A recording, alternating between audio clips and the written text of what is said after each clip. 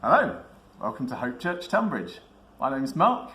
My family are too embarrassed to join me, understandably, on this video. I'm currently working out ways to fit us all in the church when we finally return from COVID-19. Be interesting. Coming up, we've got some worship. I think it's Malcolm doing his word today. Enjoy.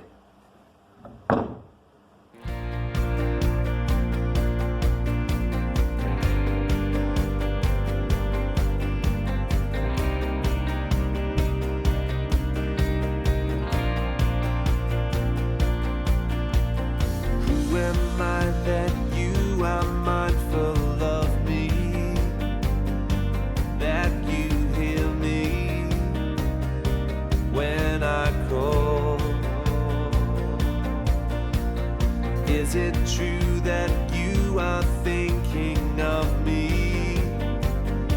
How you love me? It's amazing.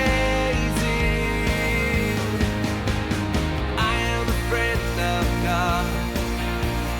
I am a friend of God. I am a friend of God. He calls me friend.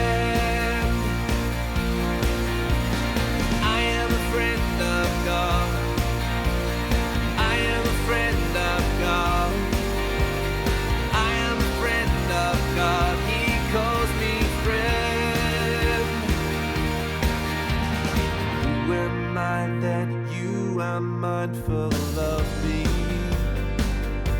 that you hear me when I call. Is it true that you are thinking of me? How you love me?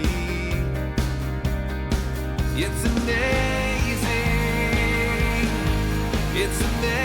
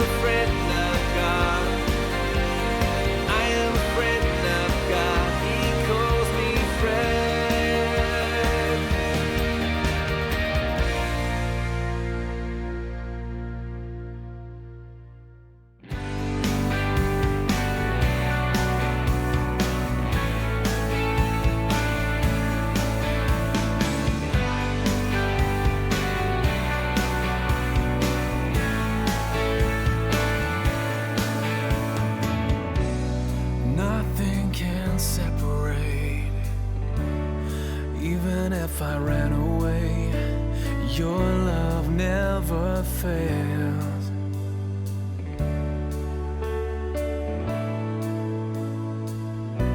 I know I still make mistakes, but you have new mercies for me every day. 'Cause your love never fails.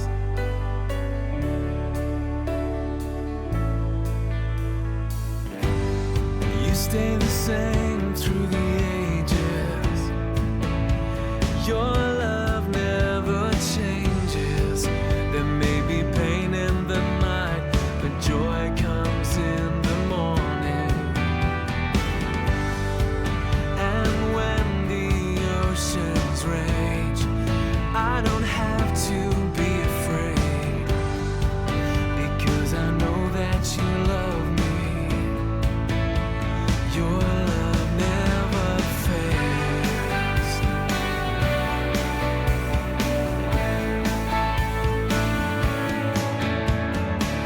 The wind is strong and the water's deep, but I'm not alone here in these open seas.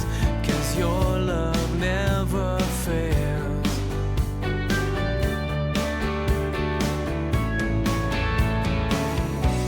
The chasm is far too wide. I never thought I'd reach the other side, but your love never fails.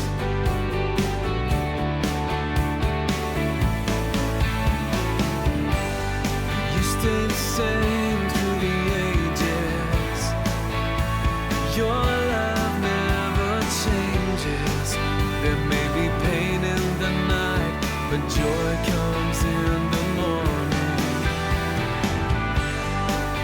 And when the oceans rage, I don't have to be afraid, because I know that you love me. Your love never fails.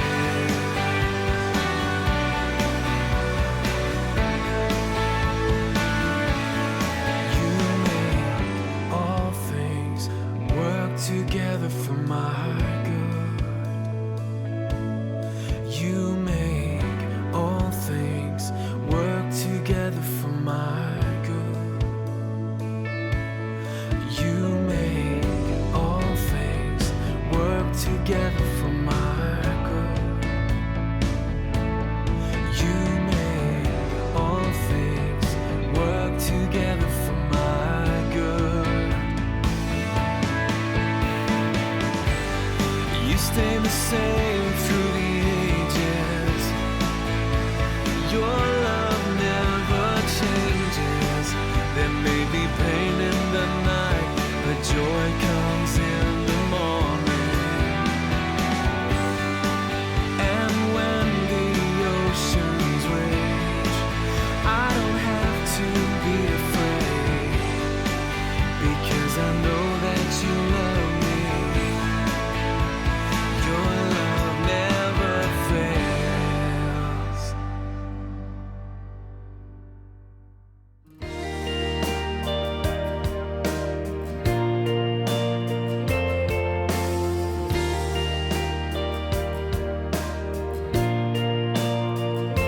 1,000 times I failed, still your mercy remains.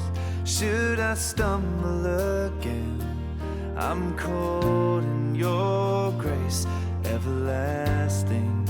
Your light will shine when all else fades, never ending. Your glory goes beyond all fame. In my heart, in my soul, I give you control. Consume me from the inside out, Lord. Let justice and praise become my embrace, to love you from the inside out. You will above all else, my purpose remains. The art of losing myself in bringing you praise everlasting. Your light will shine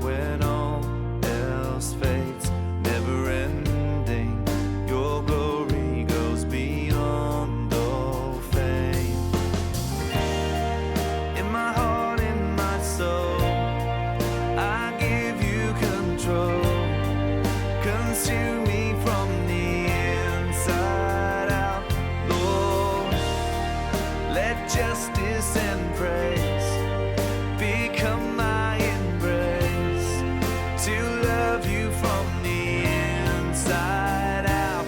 Everlasting, your light will shine when all else fades. Never ending, your glory goes beyond all fame. And the cry of my heart is to bring you praise from the inside out. Oh, my soul cries out.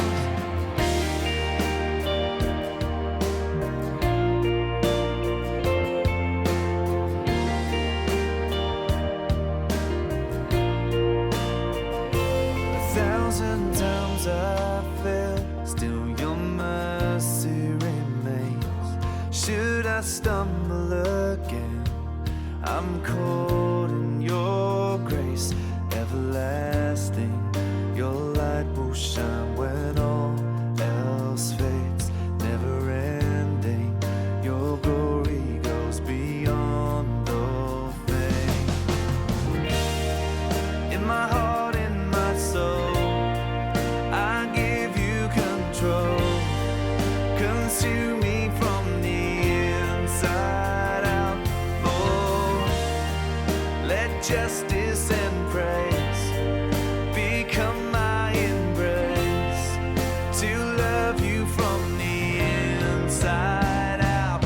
Everlasting, your light will shine when all else fades. Never ending, your glory goes beyond all fame.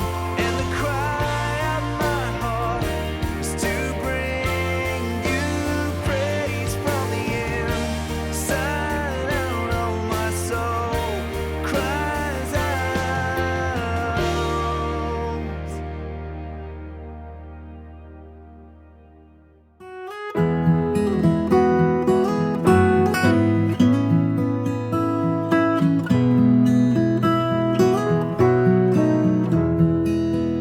How deep the Father's love for us, how vast beyond all measure, that He should give His only Son to make a wretch His treasure. How great the pain of searing loss, the Father turns His face away, as wounds which mar the chosen one bring many sons to glory.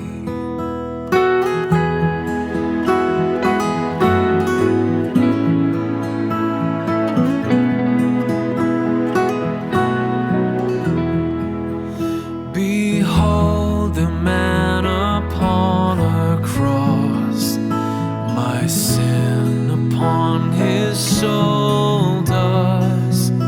Ashamed, I hear my mocking voice call out among the scoffers.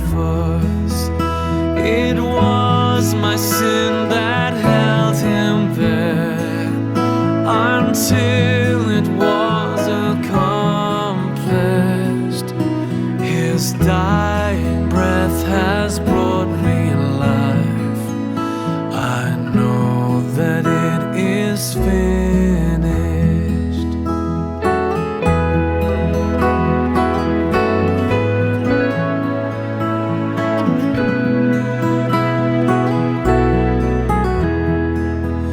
I will not boast in anything, no gifts, no power, no wisdom, but I will boast in Jesus Christ, His death and resurrection. Why should I gain from His reward?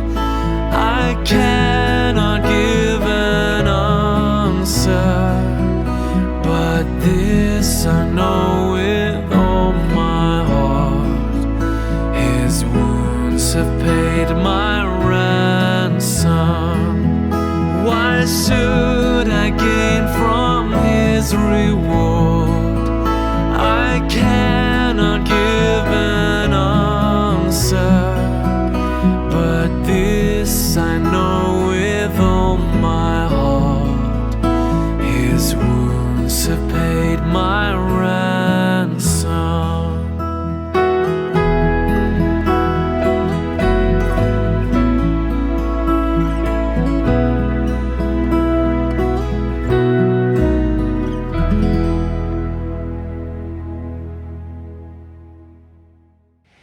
Hello everybody, we're back at our building again, and we thought we'd come and have a look and see how things are going. As you know, we've had a building project going on, and we've been doing a special offering, and at this point I want to give a big shout out and thank you to all of you that have given something to our offering. Thank you very much. So we're going to go in now and have a look and show you where we're at. Okay, we're going to go in now, come inside. See what's in here? Right, now in here, if you remember, this was a cupboard, had lots of toys in it. Now it's the toilet. It's a temporary toilet. We're going to have a new posh toilet in here with nice tiling, etc. But this is going to be our extra toilet at the front of the building. It's amazing to think that this was full of teddy bears and things not long ago, but now it's a new toilet.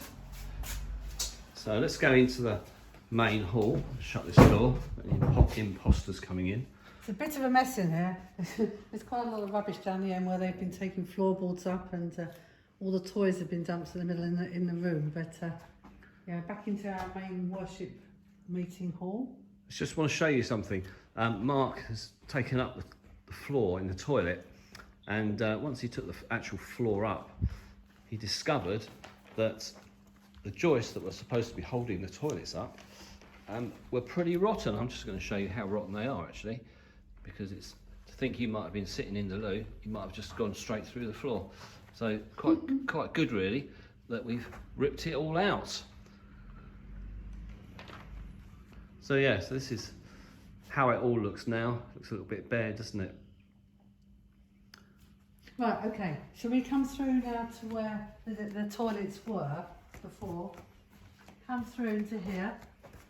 Now, as you remember, there were two toilets here on the right, which we've now taken out, and we're making a disability access toilet, which again we've got a temporary loo here for the time being, but it will be a nice flash toilet with lots of space for wheelchairs and buggies, etc. So this will be our second toilet in the building. It'll be quite good, and in case anyone's worried, this bit will be filled in. We're not going to leave it like this or have a window. This will be good and solid. So yeah, good piece of work there, guys. Right, turn around here, Tim. Okay, so this is a space, still is a space, isn't it? But the idea was to knock through to just create one bigger space, and once Mark had got at it with his hammer, he revealed that this lovely wall, lath and plaster no less, really wasn't supported by anything. So you see a gap at the bottom, so that's all got to come down. We've got to put some reinforcement in, which we weren't expecting to have to do that, but anyway, it's all going to be stripped out, and I'll just show you from the other side, as it were. You can get a sense of, this will be a really useful space for our creche. Lots of space for them to run around and make lots of noise. It's fantastic. Right, if we go back into which was our kids' room, it still looks pretty much the same. It's a bit more of a mess. It's got stuff in here, but it's pretty much the same. The next thing we're looking at is we need to put a staircase down into the basement, and we're just waiting for the architects to tell us where the best place for that to be. It's probably going to be behind where Tim is, so around about here. That's right, isn't it, Tim? Yeah, in this corner.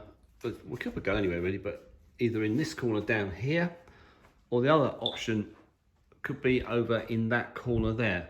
But we're just waiting on the architects to get their plans together and say this is the best place for it. But yeah, so the idea is we're going to be in here, someone's going to get a big saw and chop a hole in the floor and run a staircase through into that amazing space, which is the basement, which is going to be fantastic for doing youth work and other activities like that.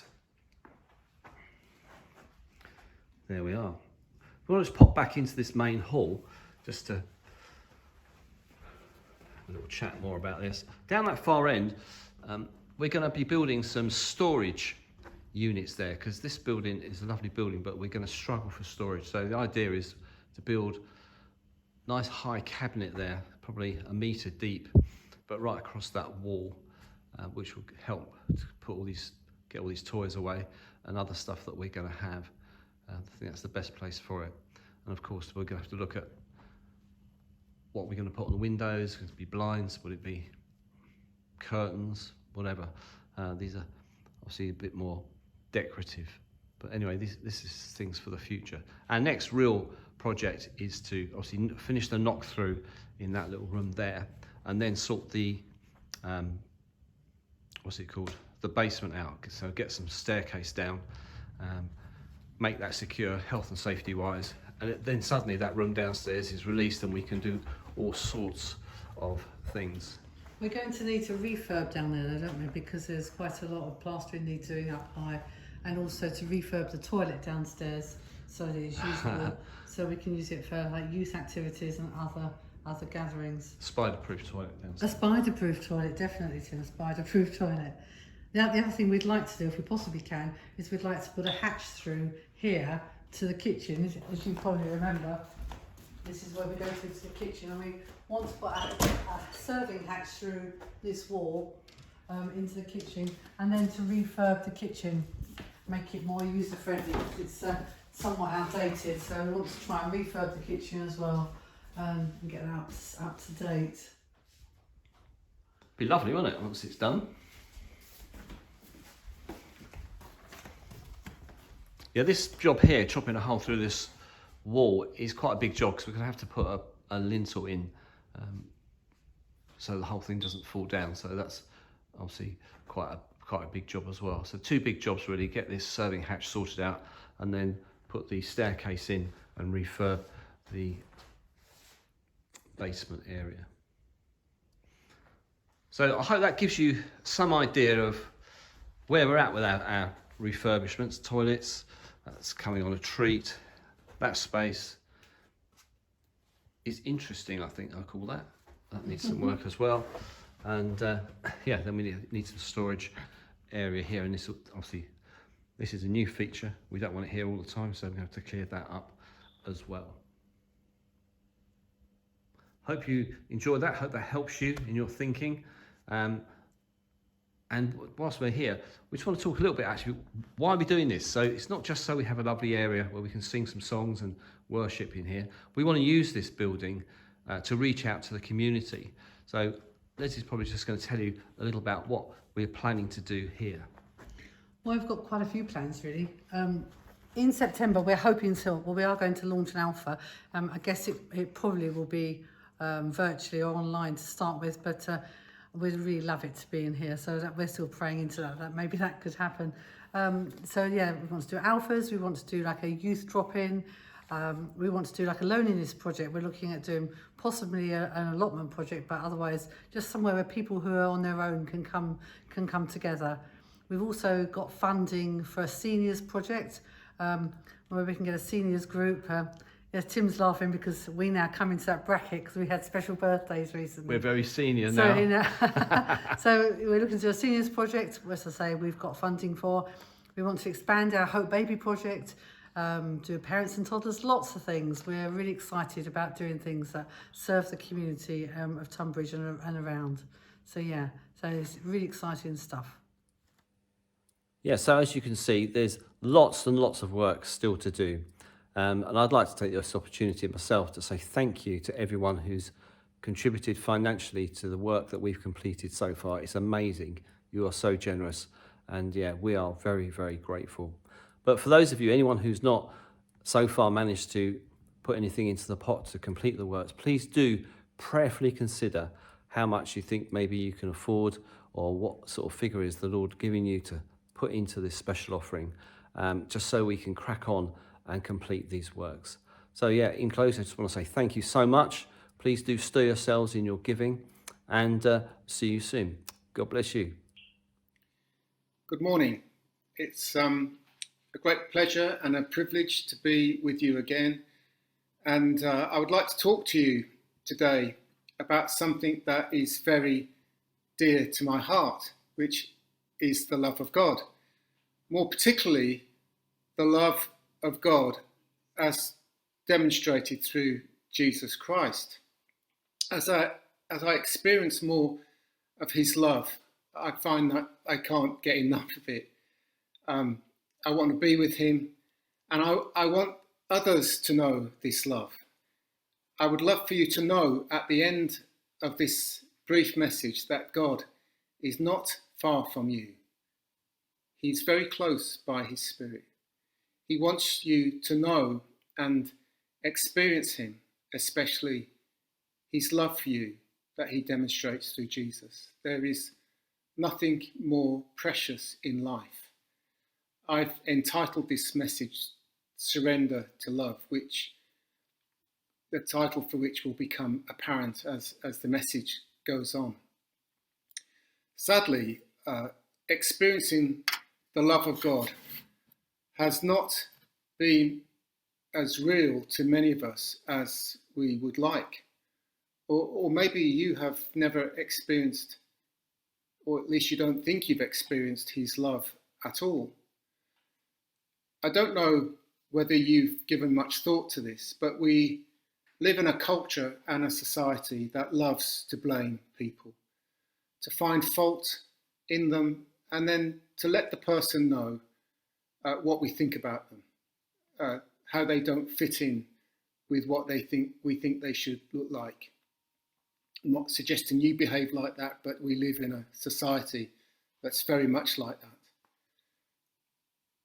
Most of us have learned from the earliest stages of our lives, from our parents and later our peers and teachers, that if we do something wrong, we are going to be punished, with the consequence of being disconnected, rejected and isolated. And the consequences of these experiences means that many of us have learned to be afraid to be seen and known for who we truly are, because we are afraid that if we do anything wrong, we are going to be punished.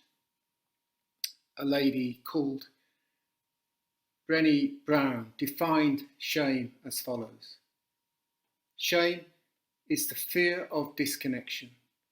It is the intensely painful feeling or experience of believing that we are flawed and therefore unworthy of love and belonging.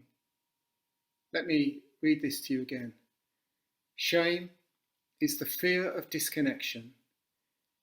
It is the intensely painful feeling or experience of believing that we are flawed and therefore unworthy of love and belonging. These needs of being loved and belonging are at the core of what it means to be human. And the experience of such pain, if you've experienced it, has meant for many of us that we have decided from a very young age that we never want to go through it again. So we better learn to do our best to hide. And we can often do this by projecting, living behind an image of what we believe other people think we should look like. An image that belies our true identity. In other words, we can create a false image, a false identity of what we believe people would want to see in us in order for us to fit in. Self-preservation rules the day. I know from personal experience that living behind a false identity or a false self is grounded in fear fearful of the consequences of someone knowing who I really am, or what I'm really like, or the things that I've done wrong. It requires significant effort on my part to keep this image intact. It's personally very costly to stay on top of it. It affects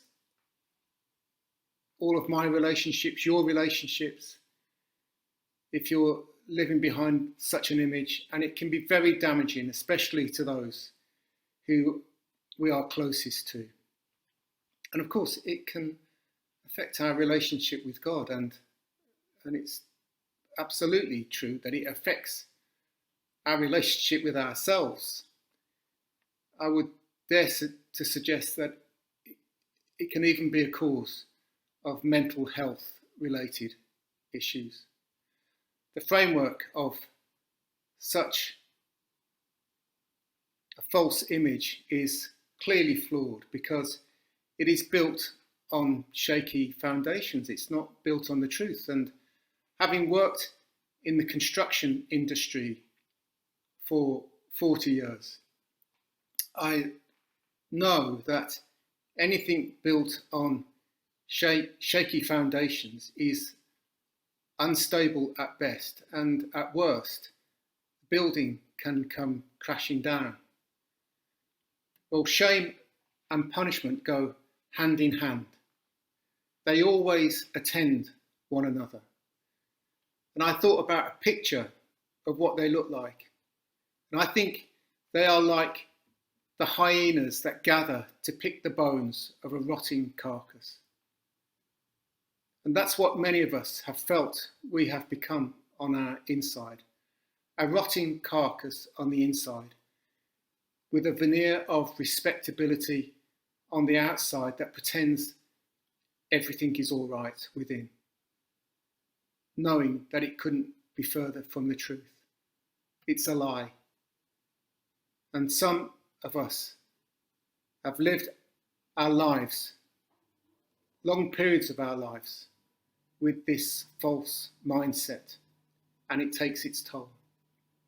And the truth is that even if you have committed your life to Jesus Christ, because this is such a powerful mindset, it can be very difficult to shift this lie from the basis of how you believe and react in life. And what that means is that our experience of God is not always matched by what we believe or read in the scriptures. For me, what I have come to recognise as my core sin pattern in maintaining this false self that I've lived behind was the need to be successful. I thought if I could work hard to earn other people's acceptance and approval, that I would be loved and accepted. The only trouble was this need to earn approval and to be successful meant that I had to be better than anyone else. Where did these things come from? I think there are multiple reasons why I developed that mindset. I'll list a couple of them to you. I have a twin brother. It's been one of the greatest blessings and privileges of my life, and it still is. I love him to pieces. He's my longest, oldest friend who's loved me and stood by me, and I wouldn't change that for anything. But I learned from an early age to be extremely competitive and seeking to be the best. I probably still am like that when I'm playing golf with him and he with me. Sadly, we grew up in a home where from the earliest of ages, I was aware that my mum and dad were not happy. I was so fearful that my mum and dad would leave one another, particularly my mom, that she would abandon me. Of course, as a young person, I wasn't using that language, but looking back, that's how I felt, that this fear of abandonment, that I took it upon myself to do everything I knew that I could do to give her a reason to stay. So I would clean the house, I would peel the potatoes. I mean, I just went beyond the realms of what was acceptable for any child to do some chores around the house, and I just became obsessional about it. I did everything I could to earn her love, to give her reason to stay. I also worked really hard at school. To get approval, I had to be the best, to shine out. I became the best in my class and eventually the best in my year. But being successful didn't stop my mum from leaving my dad. How could it? Their relationship wasn't dependent upon me. They were responsible for themselves, and I love them all the world. And even though they have died some years ago, I love them. You continue to love your parents. But I recognise that they too were flawed. And I carried this pattern of living with me into my life and into my first marriage, where again I thought that if I could just be the best husband, the best father, she would love me. It would give her reason to stay. But alas, it didn't. And the breakup of my family was absolutely devastating to me at the time. And although these were extremely painful experiences, through all this, I had become a Christian when I was 17, and through this, I learned that God never left me.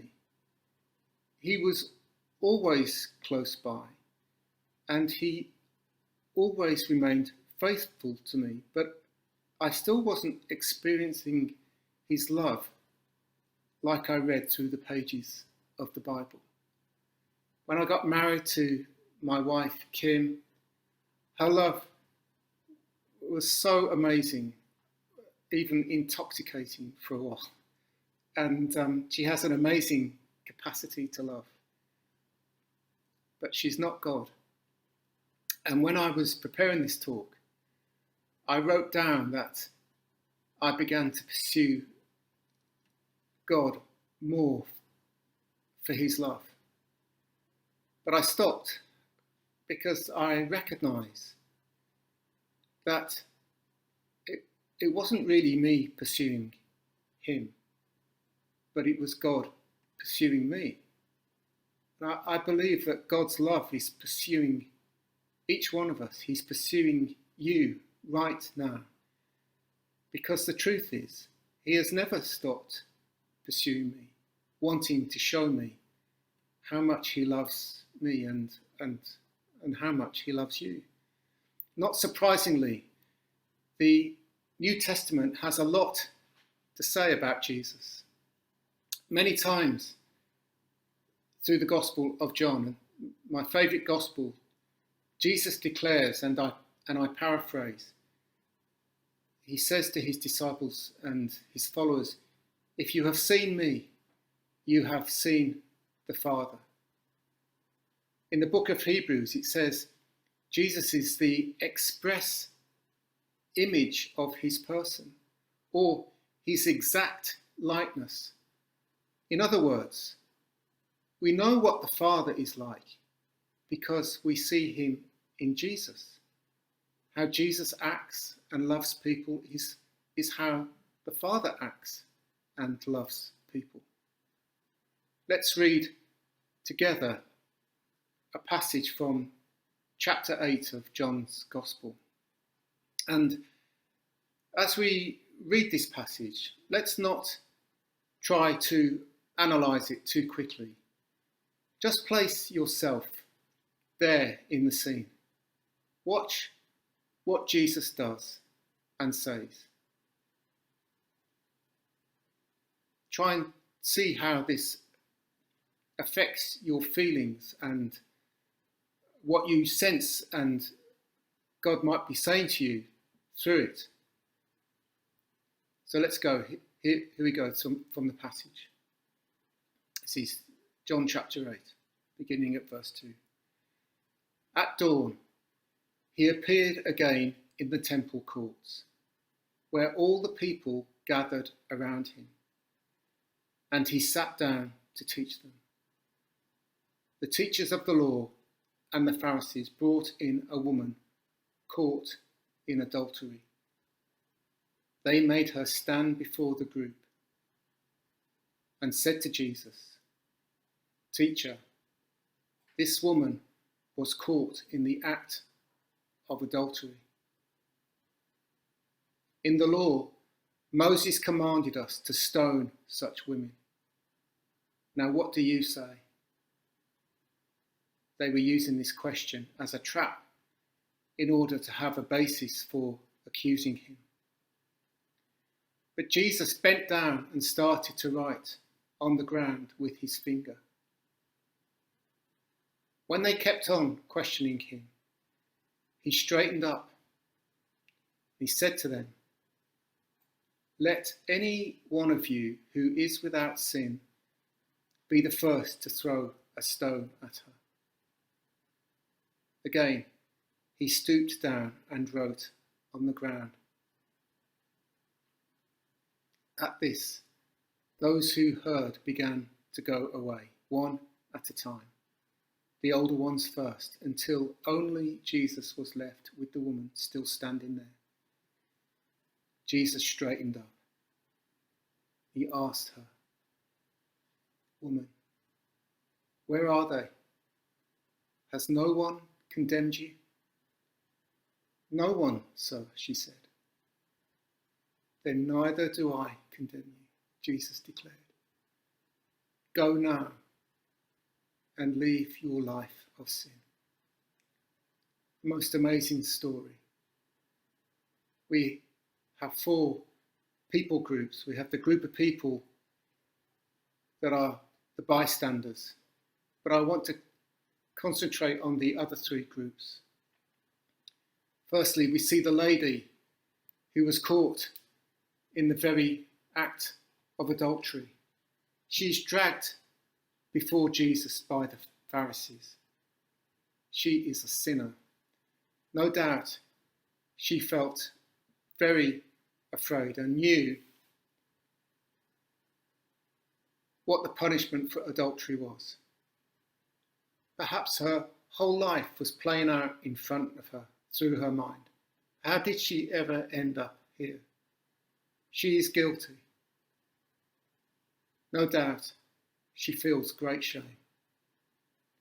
She was completely powerless to save herself. Then there are the group of Pharisees. These are the religious people, but they are also sinners. They want to punish the lady caught in the act of adultery. They want to get rid of this sinner to save the rest. They had support from one another, and surely they believed they had support from God, that they were doing the right thing to get rid of this sinner. This is surely what God would do. And then we have Jesus, who is God, the Son of God, the one who is exactly like his Father. He is the only one there who is not a sinner. He is the only one with the authority to deal with sin. He is the only one who had the right to hold this sinner accountable and punish her. Jesus is the one with all the power. He is totally powerful. And it's amazing how Jesus treats this lady. He's so wise.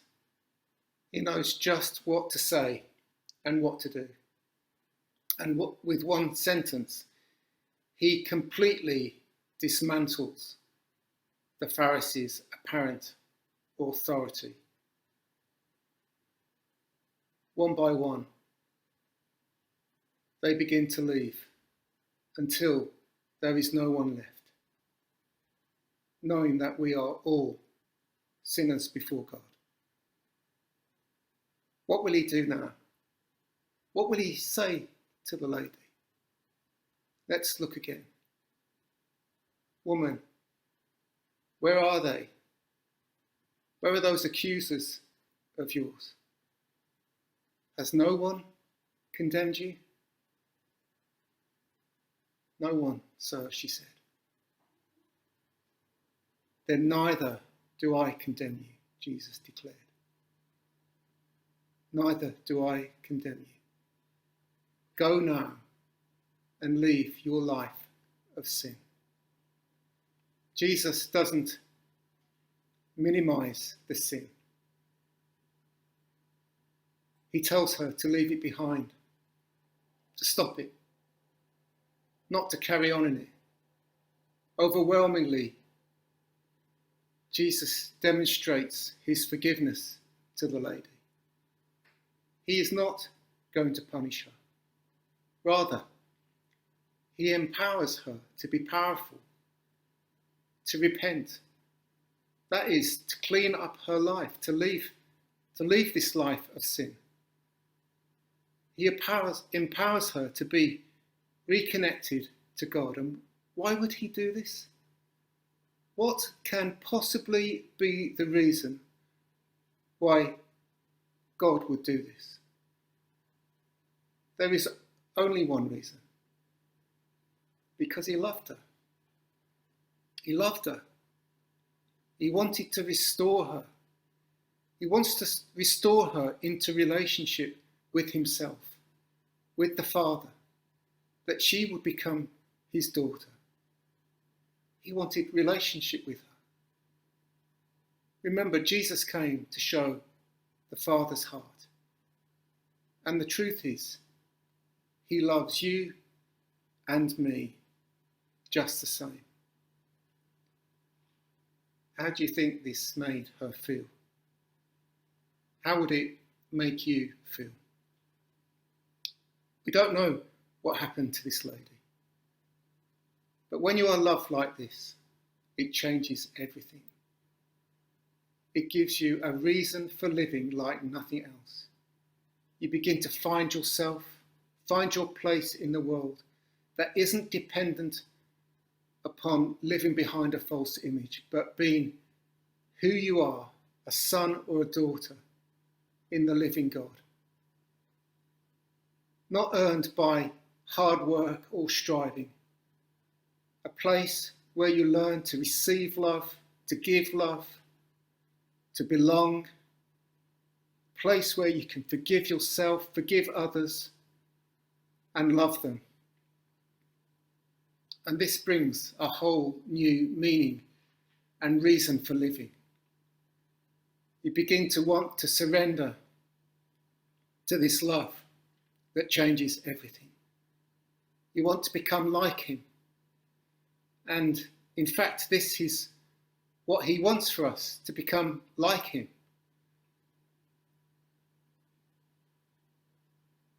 Through the power of his Spirit, to live like him, to do the things that he did, to demonstrate this love to those that don't yet know it. He begins to change us to become more like him, to do the things that he would do. There is no more exciting life and reason for living. I've read a book that I would like to recommend to you called, unsurprisingly, Surrender to Love by David Benner. If you would like to unpack what I've been talking to you about more, I strongly recommend this book to you. I'd love to hear your comments. If you get in touch with us through YouTube or through the church website, love to hear what you've got to say. I'd like to close with a word of prayer. Lord Jesus, we are so grateful that you show us the love of God. You show us what God is really like. So grateful that you want relationship with each one of us, every person, every man, woman and child. You want them to know your love. Thank you for showing me your love. Thank you for showing your love to us. Thank you that we're on this journey of finding more and more how amazing your love is. Help us to make this love known. Change us more and more to become like you. We want people to know this amazing love of this amazing God. Amen.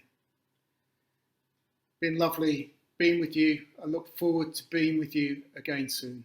God bless. The way I see it, I mean, you're going to love it, or they're just never going to ask me to do it again, so it doesn't matter. Is it finished? Is it finished? Why didn't you tell me?